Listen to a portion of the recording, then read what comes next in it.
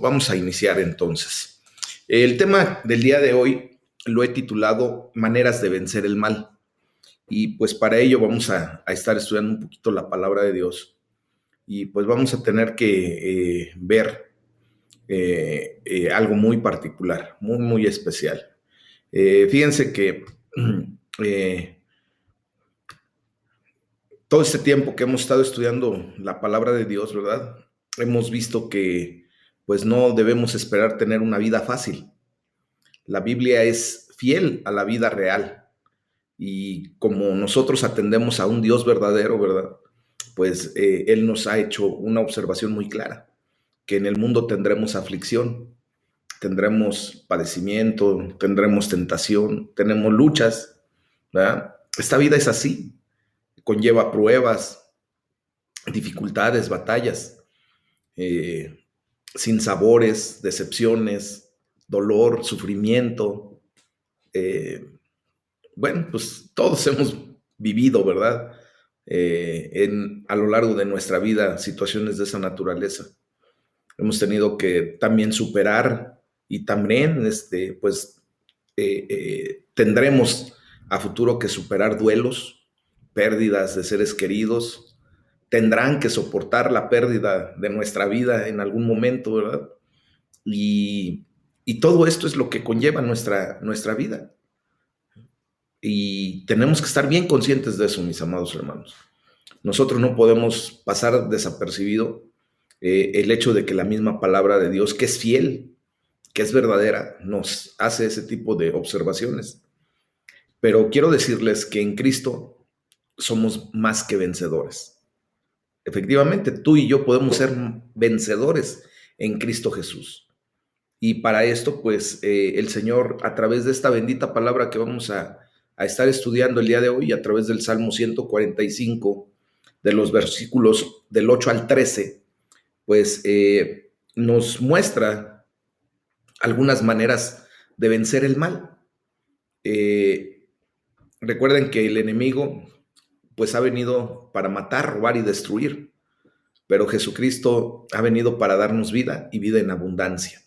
Y eso lo podemos leer claramente en el Evangelio según San Juan, capítulo 10, versículo 10.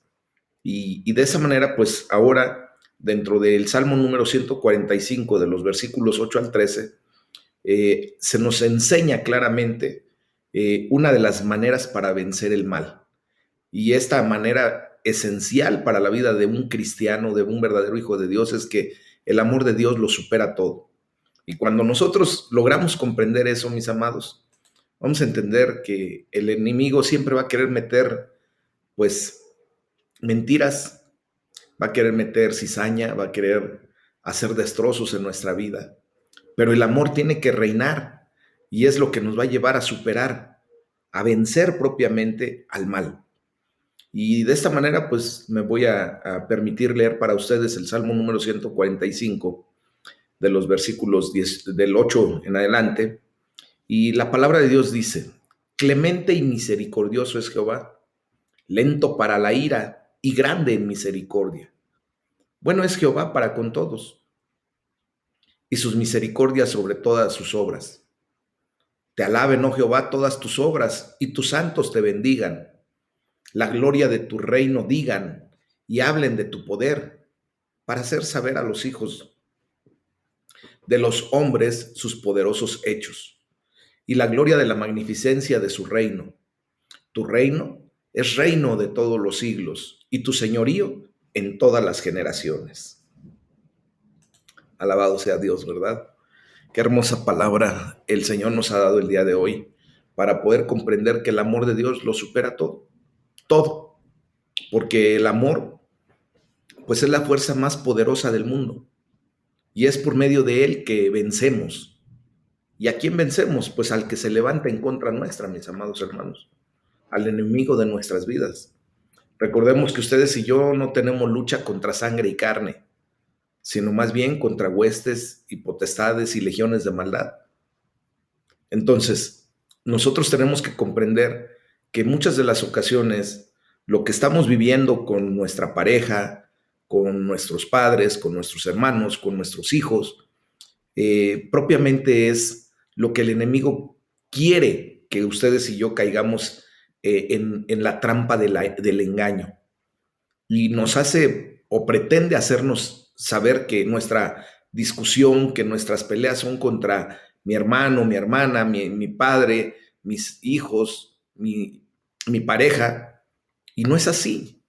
Realmente Él es el que viene y pone situaciones equivocadas y es lo que nos lleva pues a ser vencidos por el mal si no estamos concretamente puestos en el amor de Dios. Fíjense que entonces, al comprender que el amor es la fuerza más poderosa del mundo y que es por medio del amor que vencemos al mal, es justamente el mensaje de Martin Luther King, quien afirmó en su momento y dijo, la oscuridad no puede disipar la oscuridad, solo la luz puede hacerlo. Por lo tanto, el odio no puede remover al odio, solo el amor puede hacerlo.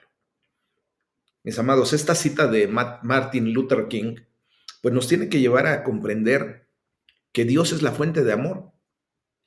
¿Por qué? Porque Dios es compasivo, es grande en amor, grande en misericordia, dice el versículo 8.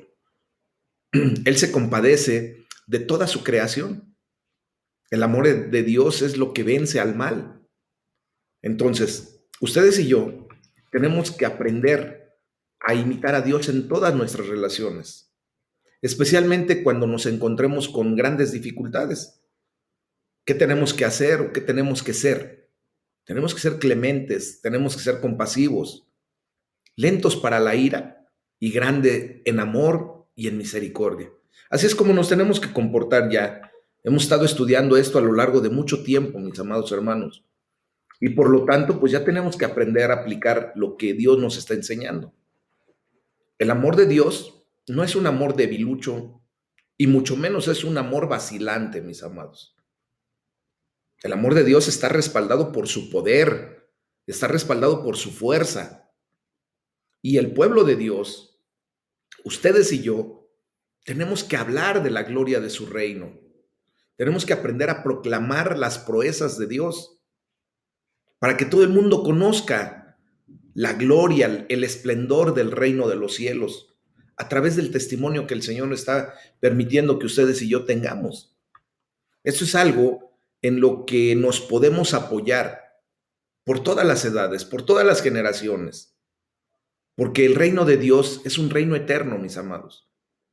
No creamos la mentira, la falsedad de lo que el enemigo ha puesto en muchas ocasiones, de que esto que hablamos, pues solamente aplica para aquellos tiempos en los que Jesucristo estuvo aquí en el mundo y que los que pueden hablar de esto solamente son pues, las personas que tuvieron ese encuentro personal con Jesús o que fueron instruidos directamente por Él. Mis amados, el día de hoy ustedes y yo podemos aplicar toda esta enseñanza que Dios trae a nuestra vida a través de su bendita palabra y con el apoyo y el poder del Espíritu Santo para comprender que el reino de Dios es eterno y por lo tanto aplica a nuestra vida hasta el día de hoy.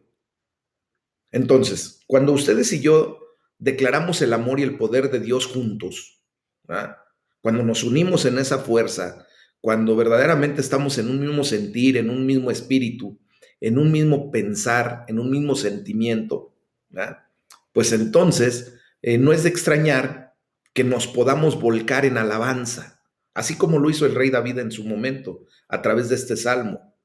Y que en el versículo 10 por eso dice que te alaben, Señor, todas tus obras y que te bendigan tus fieles, que te bendigan tus santos. Y aquí entramos tú y yo. Y es por eso que nosotros, pues al declarar el amor y el poder de Dios juntos, ustedes y yo, y unidos esas dos características de la esencia de Dios, que es el amor y el poder, pues nos tenemos que volcar en alabanza.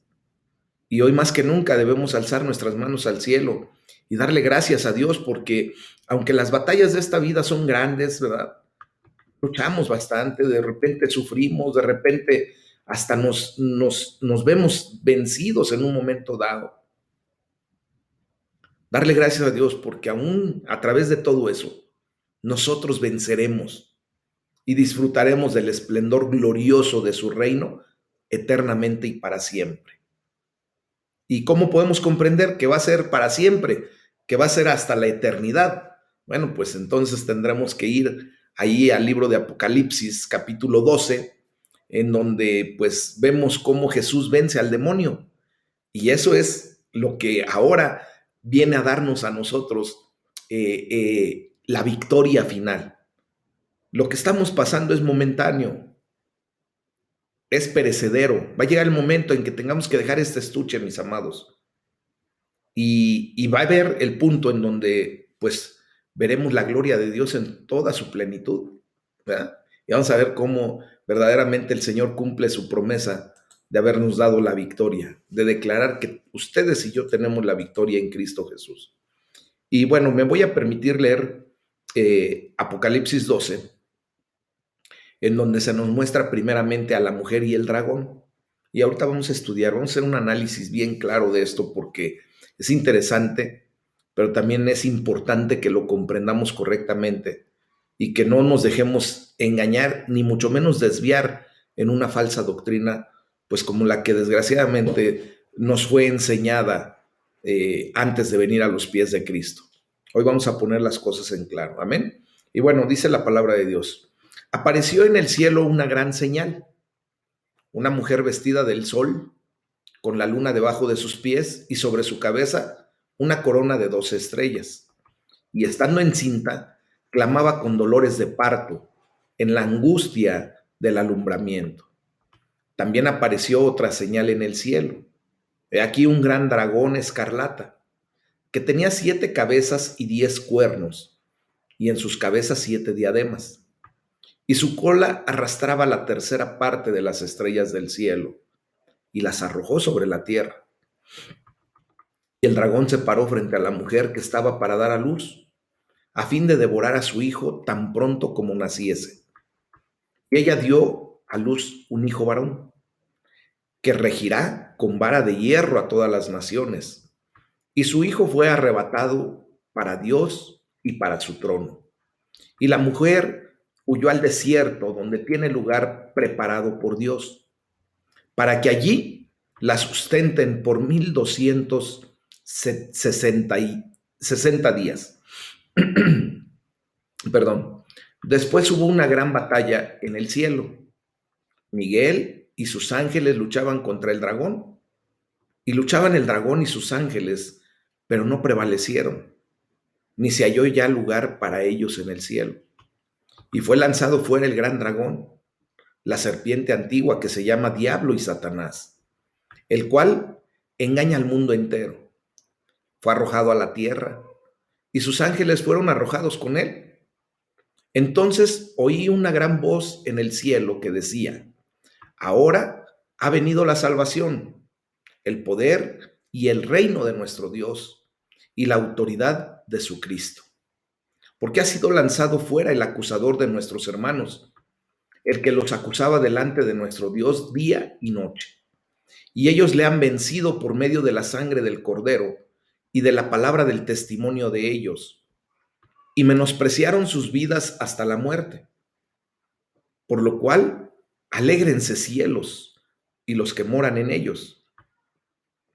Ay de los moradores de la tierra y del mar, porque el diablo ha descendido a ustedes con gran ira, sabiendo que tiene poco tiempo. Y cuando vio el dragón que había sido arrojado a la tierra, persiguió a la mujer que había dado a luz al hijo varón. Y se le dieron a la mujer las 2 alas de la gran águila, para que volara de delante de la serpiente al desierto, a su lugar, donde es sustentada por un tiempo y tiempos y la mitad de un tiempo. Y la serpiente arrojó de su boca tras la mujer agua como un río, para que fuese arrastrada por el río. Pero la tierra ayudó a la mujer, pues la tierra abrió su boca y tragó el río que el dragón había echado de su boca. Entonces el dragón se llenó de ira contra la mujer y se fue a hacer guerra contra el resto de la descendencia de ella, los que guardan los mandamientos de Dios y tienen el testimonio de Jesucristo. Capítulo 13, versículo 1 nada más. Me paré sobre la arena del mar y vi subir del mar una bestia que tenía 7 cabezas y 10 cuernos, y en sus cuernos 10 diademas, y sobre sus cabezas un nombre blasfemo. Si se dan cuenta, es una palabra muy, muy especial, mis amados hermanos, que tenemos que aprender a entender correctamente. Yo quiero preguntarte si a veces sientes culpa, incluso después de haber confesado tu pecado pidiendo perdón. ¿Cómo te has sentido de repente? ¿Con culpa todavía? A veces te sientes mal contigo mismo sin razón aparente. ¿Alguna vez has experimentado un vago y nebuloso sentido de condenación? Pues mis amados, si has respondido sí a alguna de estas preguntas o a todas, pues quiero decirte que estas son algunas de las maneras en las que el demonio opera. Recuerden que él es el acusador. Ahí lo dice en Apocalipsis 12, versículo 10. Y la palabra hebrea para Satanás propiamente significa acusador o difamador. Él acusa a Dios ante la gente, haciendo que Dios se lleve la culpa de todo y diciendo que no hay que confiar en ese Dios verdadero. Y les digo por qué. ¿Cuántas veces hay gente que no comprende la palabra de Dios, que no tiene el temor de Dios, que no comprende el amor de Dios? Y por lo tanto, cuando le sucede algo que va en contra de lo que pues la gente pensaba que no debería de sucederle, porque no sé qué piense que a alguien no le puede suceder algo, y le es adversa la situación, de repente se levanta en contra de Dios y le hace reclamos, ¿verdad? Le acusa a Dios, le dice, ¿por qué, Señor? ¿Por qué me quitaste a mi madre? ¿Por qué me quitaste a mi padre? ¿Por qué te llevaste a mi hijo? Si lo había puesto en tus manos, había orado por él, te pedí que por favor lo cuidaras, que por favor lo sanaras. ¿Por qué? Y entonces Satanás viene de inmediato y entonces te hace meter en la cabeza ideas equivocadas, en donde tú después culpas a Dios como si Dios tuviera la culpa de lo que ha sucedido. Recuerden que Dios estableció límites, estableció situaciones y conceptos muy particulares para todo hombre. Entonces, no nos tiene que quedar una idea de que Dios tiene la culpa porque nos pase algo incorrecto para nuestra particular forma de ver las cosas. Fíjense que el enemigo, Satanás mismo, también acusa a los cristianos ante Dios. Él es el que está constantemente acusándote a ti delante de Dios de que haces una cosa, haces otra cosa y te señala. Y es por eso que yo les he pedido que ustedes y yo no tenemos por qué comportarnos como Satanás, con ese espíritu de acusador, de que vemos que pasa algo con algún hermano, con alguna hermana, y luego venimos a acusarlo y a señalarlo. Pastor, ya se fijó que fulano de tal está en esta condición. Ya se fijó que fulana de tal viene vestida así. Ya se fijó, ya se fijó. Eso es acusamiento, eso es señalamiento, mis amados. Y luego se convierte en murmuración y de la murmuración se sigue al chisme y del chisme se hace un lío. Por eso nosotros no tenemos que tomar esa actitud. El amor es lo que nos ayuda a vencer ese tipo de males. Cuando yo veo en amor a mi hermano, a mi hermana que está todavía en pecado y lejos de señalarlo y lejos de culpabilizar y lejos de acusar, mejor me pongo a sus órdenes y mejor le digo, ¿sabes qué? Hermano, hermana, ¿te puedo apoyar en algo? De la mejor manera en que podemos apoyar a alguien directamente es en oración. Levantar la vida de ese hermano, esa hermana que está cayendo en pecado o que ha caído en pecado delante de Dios y orar porque Dios tenga misericordia. No para acusarlo delante de Dios, sino Padre, ten misericordia, ayúdale, enséñale la condición que está pasando, viviendo. Muéstrate a su vida con amor y Dios hará lo que le corresponde hacer. Él es el único juez verdadero y Él sabrá qué tratamiento le tendrá que dar a cada uno de nosotros según lo que estemos generando, ¿verdad? Entonces, Satanás no solamente acusa también a nuestros hermanos o a nosotros como cristianos, sino que también niega el poder de la muerte de Jesús. También nos condena y nos hace sentir culpables. Y no necesariamente por un pecado particular, sino mediante un sentimiento general y vago de culpabilidad. En contraste, mis amados hermanos, cuando el Espíritu Santo nos convence de nuestro pecado, siempre lo hace de una forma específica y con amor. El Espíritu Santo muchas veces nos ha convencido de pecado y nos va a convencer de pecado, de juicio y de justicia, como lo dice la palabra de Dios. Pero siempre lo va a hacer de una manera específica y en amor, y no para andarnos delatando, no para andarnos exhibiendo, no para ponernos en ridículo, sino más bien para que comprendamos lo que estamos haciendo equivocado delante de Dios, cómo estamos fallando delante de Dios, y nos lleve al arrepentimiento genuino y a enderezar nuestro camino. Es para lo que el Espíritu Santo de Dios nos convence de nuestro pecado. No para señalarnos, no para acusarnos, no para hacernos sentir mal, sino más bien para comprender y en consecuencia actuar correctamente. Fíjense cómo este pasaje de Apocalipsis 12 nos cuenta cómo puede ser vencido al demonio. Y al demonio lo podemos vencer claramente, mis amados hermanos. El libro de Apocalipsis pues abre con lo que está pasando tras los sucesos de la historia y también revela lo que está por venir. Una y otra vez, Juan recapitula la historia desde la primera venida de Cristo hasta que regrese por segunda vez. Y cada vez hay conflicto, persecución, cada vez hay dolor, cada vez que hace la recapitulación, cada vez que nos hace nuevamente esta muestra, pues hay conflicto, hay dolor, hay sufrimiento, hay persecución, hay angustia, pero en última instancia hay victoria y celebración. La gloria sea para el Señor. Y fíjense bien, vamos a comprender a través de este capítulo 12, primero nos muestra tres protagonistas principales. Nos muestra al Hijo, nos muestra al demonio y nos muestra a la mujer. Y bueno, pues vamos a tener que entender bien esto. Primero, vamos a atender la condición, mis amados hermanos, de una situación muy padre.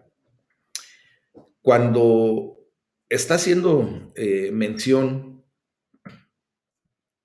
en este capítulo, y dice el versículo 1, apareció en el cielo una gran señal, una mujer vestida del sol, con la luna debajo de sus pies y sobre su cabeza una corona de 12 estrellas.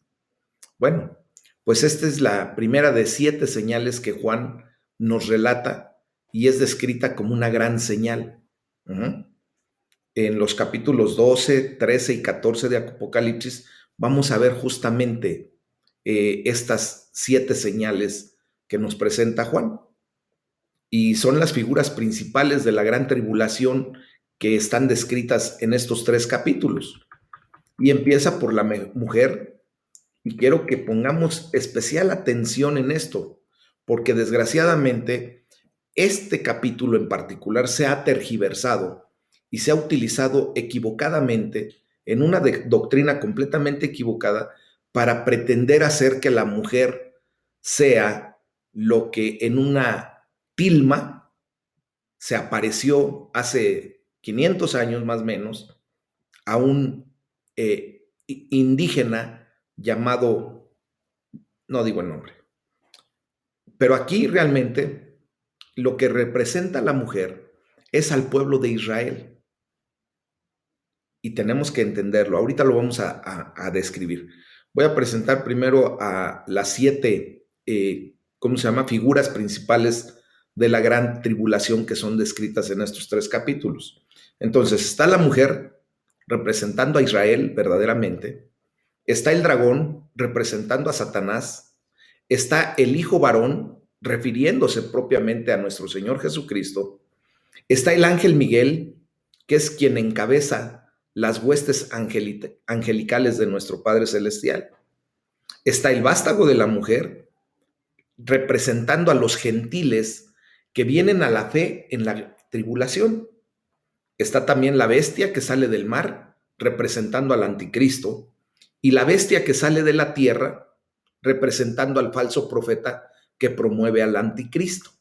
Entonces, vamos a poner especial atención primeramente en la mujer vestida del sol. Fíjense bien, debido a que Juan claramente dice que esto es una señal, no esperamos que esta mujer aparezca literalmente en la tierra, no. O sea, no es una persona físicamente hablando. Dios utilizará esta señal para comunicar algo a Juan y a nosotros. Recordemos que el libro de Apocalipsis está escrito es una literatura profética, es una literatura escatológica y por lo tanto va a haber cosas que se presenten y que como no tenemos nosotros un ejemplo claro como para poder decir quién es o qué es, entonces por eso se nos muestra como una señal.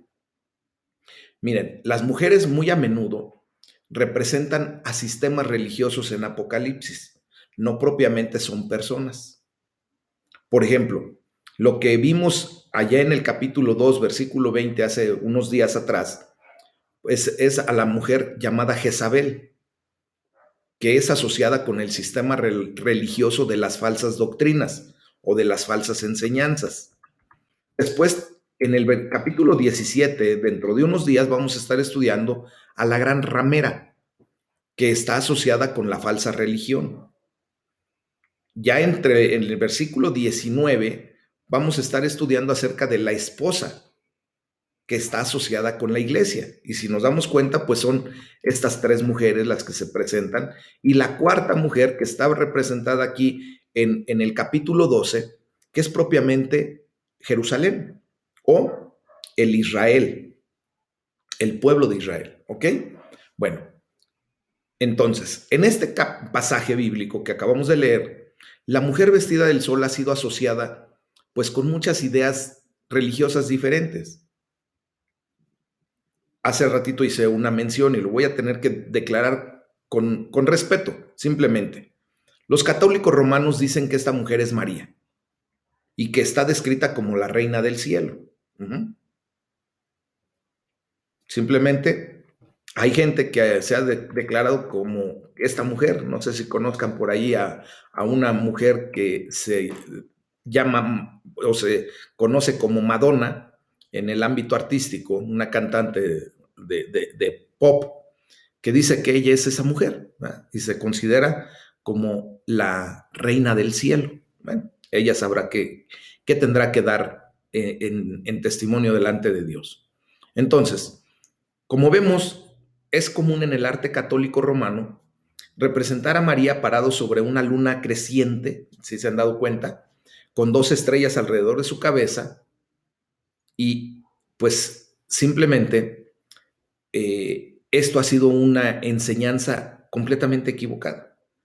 Obviamente con este argumento, con esta doctrina equivocada, pues han creado propiamente una idolatría increíble. Y ustedes saben que en la Basílica de Guadalupe, pues técnicamente ahí se exhibe a una mujer de esa naturaleza, que es la Virgen María de Guadalupe, en donde técnicamente la pintaron de esa manera. Si vemos justamente esa imagen, pues nos vamos a dar cuenta que la pintan sobre la luna, sobre los cuernos de la luna propiamente, una luna creciente. Tiene la corona con las 12 estrellas y tiene en su manto como si fuera un manto del universo propiamente, con muchas estrellas y cosas así. Pero bueno, ahora, tomando la condición bíblica, lo que a nosotros nos compete verdaderamente, esta mujer vestida del sol podría ser identificada con Israel, como les digo, y debe ser identificada como Israel. De acuerdo con el sueño, por ejemplo, de José, el soñador, allá en Génesis 37, y en ese sueño el sol se representa a Jacob, La luna representa a Raquel, que es la mamá de José, ¿verdad? Y las 11 estrellas representan a los hijos de Israel, los cuales se postran ante José, el soñador, y es por eso que deciden pues venderlo a final de cuentas como esclavo, ¿verdad? Y en esta señal con 2 estrellas, José también está entre las otras tribus de Israel. Propiamente, pues es el pueblo de Israel el que se describe aquí. Entonces, en los pasajes del Antiguo Testamento, Israel es comúnmente representada como una mujer. Lo podemos ver en Isaías 54, en Jeremías 3, en Ezequiel 16 y hasta en el libro de Oseas capítulo 2. Entonces, aquí es a donde nosotros tenemos que estar bien claros en cuanto a quién se está refiriendo este pasaje bíblico, para que no desviemos nuestra atención y no caigamos en una situación equivocada. ¿Ok?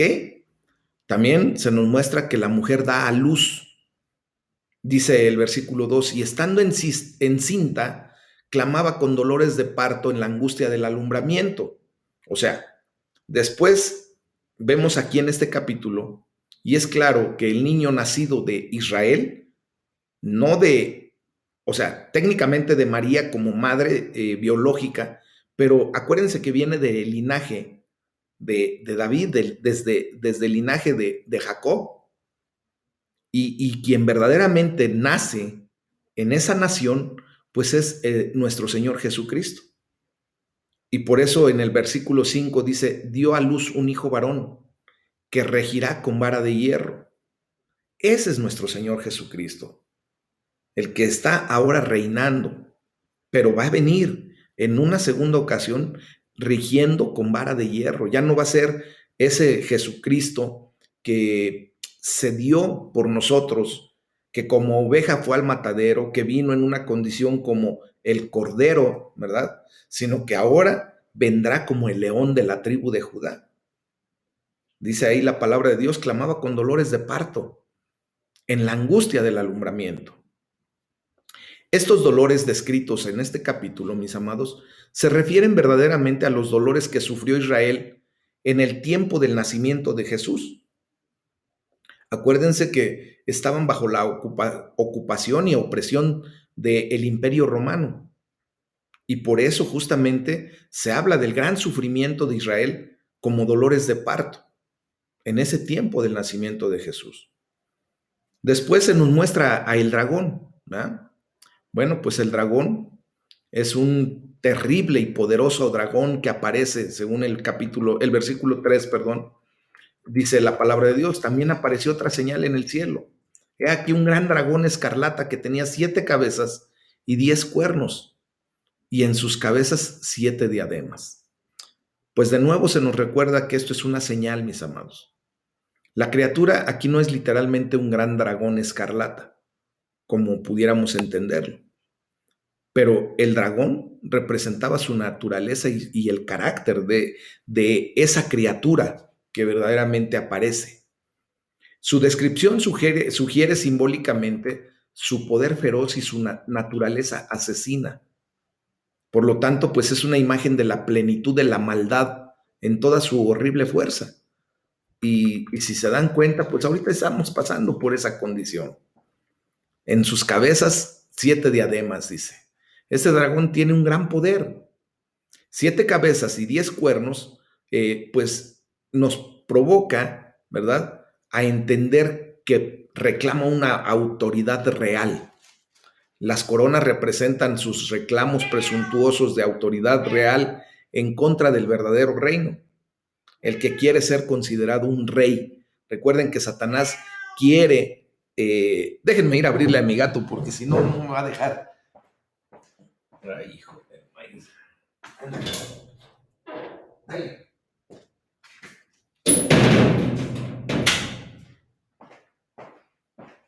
Perdón, pero si no, no nos iba a dejar seguir.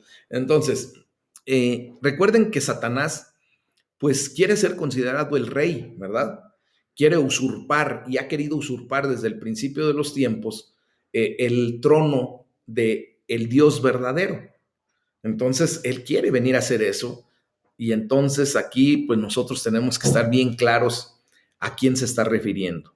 Fíjense, de la descripción similar dada en Apocalipsis, que leímos en el capítulo 13, versículo 1, que fue el único versículo que leí del capítulo 13, y hay una referencia que se nos da en paralelo en Daniel capítulo 7, y también está claro que el Imperio Romano pues está en este momento a la vista, en este pasaje.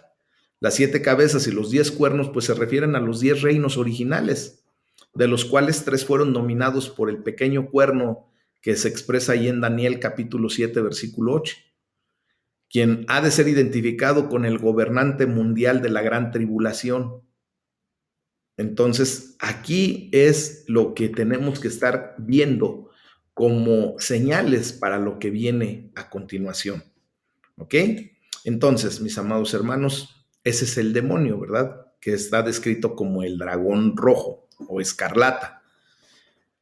Y pues su identidad está revelada, como les comento, en el versículo 9, que dice, y junto con el versículo 10, que dice, el gran dragón, aquella serpiente antigua que se llama Diablo y Satanás y que engaña al mundo entero, él es el acusador. Bueno, entonces, estamos viendo ya en este punto que más adelante vamos a ver que la serpiente intenta arrastrar a la mujer, pero la tierra, dice el versículo 16, ayudó a la mujer y abrió la boca y se tragó el río que el dragón había arrojado por sus fauces.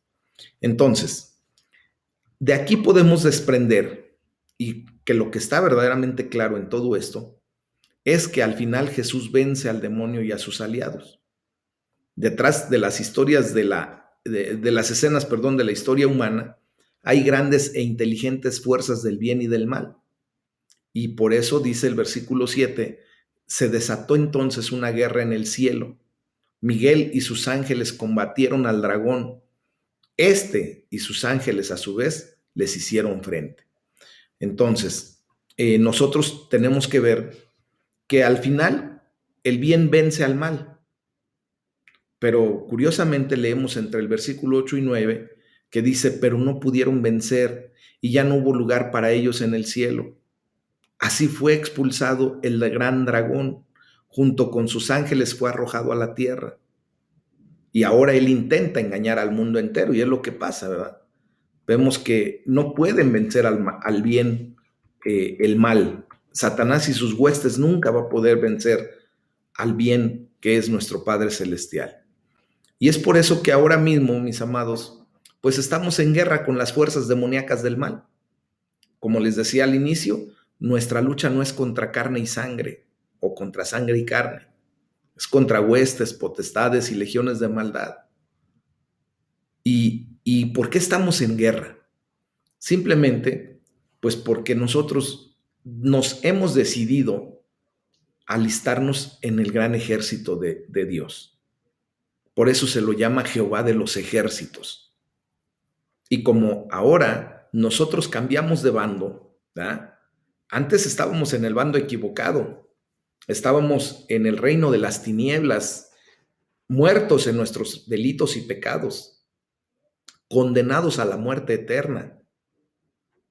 Pero la gloria sea para el Señor, porque al momento de recibir a Cristo como nuestro Señor y Salvador, nosotros venimos a un nuevo nacimiento y hemos sido trasladados de ese mundo de tinieblas, de ese reino de las tinieblas, al reino de la luz admirable de Dios. Amén.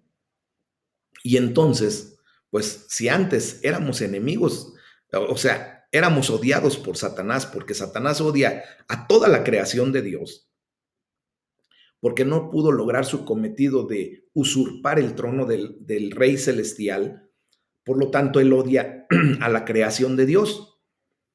Pero como estábamos de su lado, pues simplemente se mantenía como que tranquilo, ¿verdad? Nos apretaba de repente, sentía que nos estaba ahogando y soltaba un poquito y otra vez y así nos traía, ¿verdad? Pero siempre subyugados a través del pecado. Cuando venimos a Cristo, pues obviamente Jesucristo nos arrancó de esas garras, rompió las cadenas, pudrió los yugos, nos dio libertad y ahora pues no solamente somos odiados por el enemigo por ser creación de Dios, sino ahora somos doblemente odiados por el enemigo porque somos hijos de Dios. Acuérdense que el Señor ya nos ha dado la potestad de ser llamados hijos de Dios. Entonces, ustedes y yo estamos en guerra con esas fuerzas demoníacas del mal, pero la victoria está asegurada, mis amados hermanos.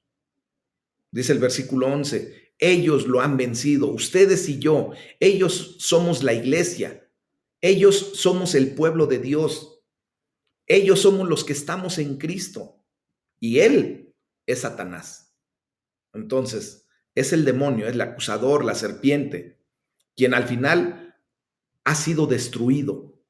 Y lo vencemos de tres maneras que voy a explicar a continuación. Primero, vencemos al demonio confiando en la sangre de Cristo. ¿Por qué, mis amados? La cruz de Jesús, o sea, la sangre del Cordero, lo que vimos en el versículo 11, pues es la victoria suprema sobre el demonio. Allí fue donde se consumó la victoria de Cristo. Recuerden que Satanás, al ver que Jesucristo se entregaba por nosotros, pensó que de esa manera iba a vencer al Dios, al Rey Celestial, y que al momento de morir Cristo ahí en la cruz del Calvario, Él iba a quedar en la muerte eterna, ¿verdad? Y sobre todo porque estaba llevando todos nuestros pecados. Pero recuerden que cuando nuestro Señor Jesucristo se entrega voluntariamente y llega a la cruz del Calvario y derrama su preciosa sangre para salvación de nuestras vidas, y dice, consumado es allí a donde simplemente le propina la mayor de las derrotas, la derrota completa a Satanás y sus huestes. Porque una vez que Jesucristo lleva todos nuestros pecados al fondo de la mar, al abismo mismo, después resucita por el poder del Espíritu Santo. Y eso es lo que le da la victoria suprema sobre el demonio, sobre Satanás y sus huestes. Y por lo tanto, ustedes y yo podemos estar seguros de que permaneceremos ante Dios. Y por eso tenemos que atender lo que Romanos 8:1 nos declara. Ahora pues, ninguna condenación hay para los que están en Cristo. Ya no hay condenación para nosotros. Ya no hay ninguna condenación para los que estamos unidos a Jesucristo, mis amados hermanos. Ya no tenemos por qué despertarnos sintiéndonos culpables. Por eso las preguntas que hice al inicio. Ya no tenemos por qué despertarnos sintiéndonos señalados. Ya no tenemos por qué despertarnos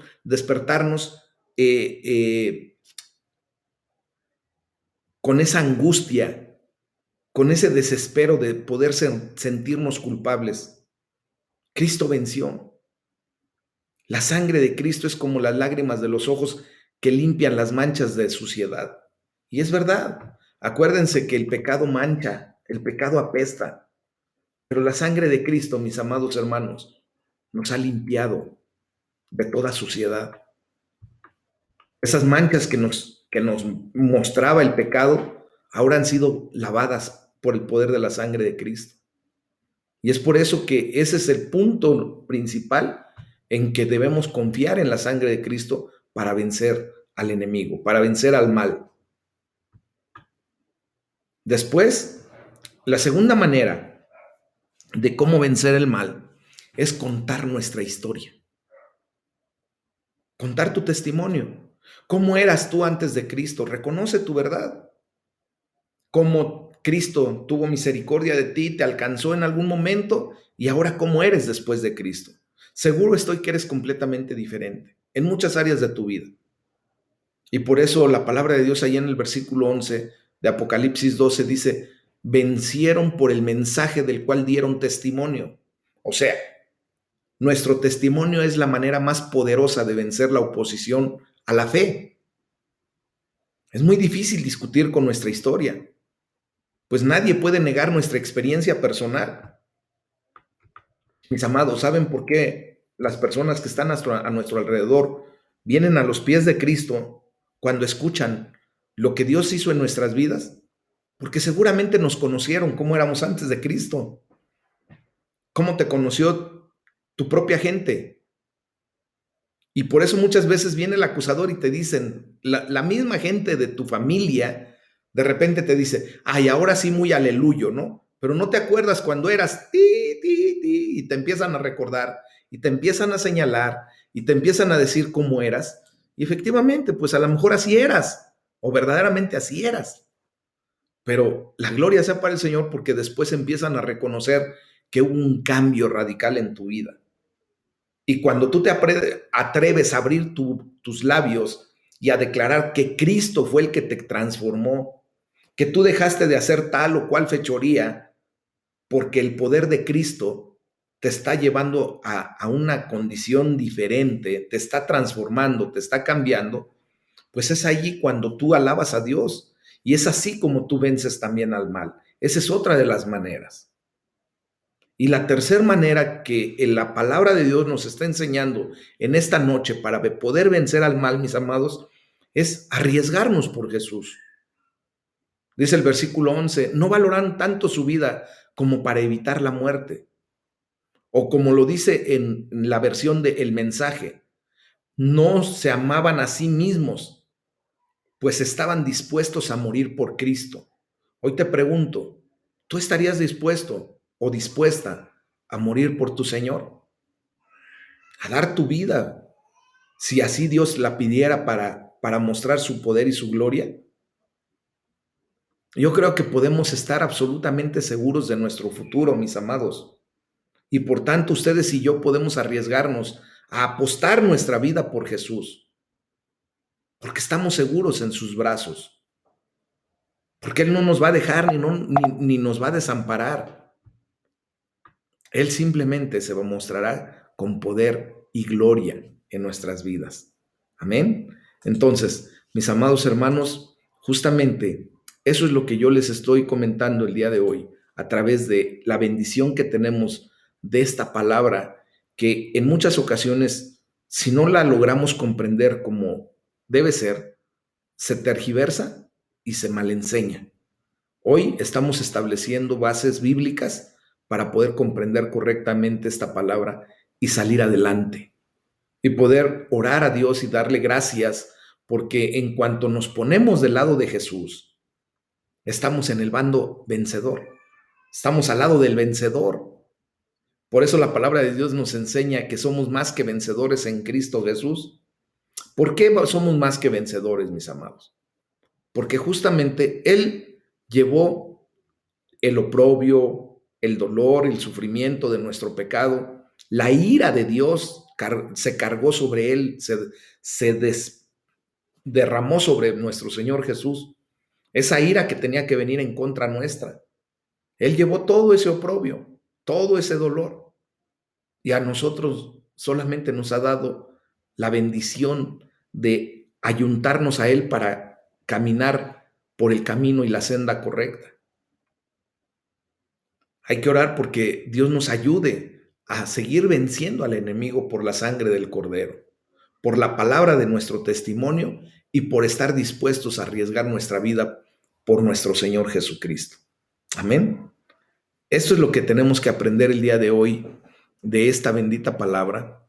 Y bueno, pues ya se me acabó el tiempo, entonces vamos a orar y vamos a darle toda la gloria y toda la honra a nuestro Padre Celestial. Amén. ¿Qué les parece?